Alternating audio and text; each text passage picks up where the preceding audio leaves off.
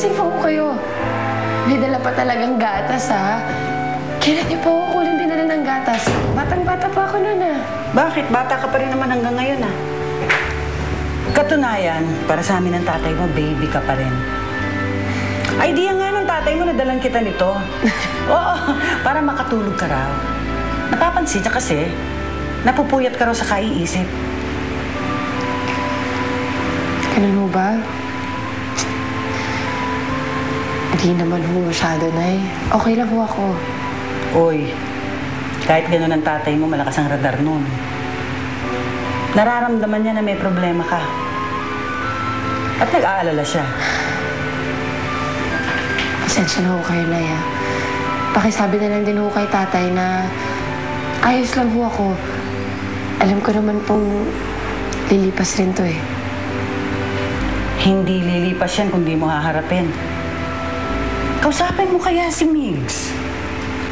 Dapat marinig mo rin ang side niya. Hindi dapat mag-usap si Migs at si Ched. Baka masira pa ang plano ko. Ang kaso, mukhang hindi susukang utol mo.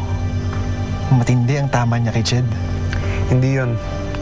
Ang sabihin mo, lahat ng napapasakin, lalo niyang ginugusto. Tulad ng nangyari noon. Hindi niya matanggap na sa akin si Grace. Pero ngayon, baliktad na. Siya naman ang aagawan ko. Tapos, puro kasinungalingan na lang ang sasabihin niya sa akin. Eh, paano kung hindi? Mahirap naman yan eh, kasi puro si Ronnie lang ang pinakikinggan mo eh. Samantalang, ang puso mo naman eh, ang gustong marinig eh, si Migs. Di ba? Aba. Alam niyo talaga kung ano ang gustong marinig ng puso ko, ganon? Si nanay talaga, may kinikilingan, ganon? Wala ah!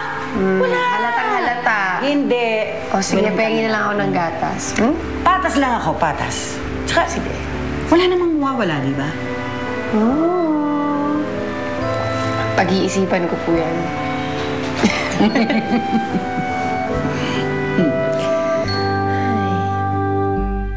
At si Ched? Anong mangyayari kay Ched? Anong plano mo sa kanya? Mahal mo na ba siya? Si Ched ang magbubuo ng lahat ng nasira kong pangarap kay Grace.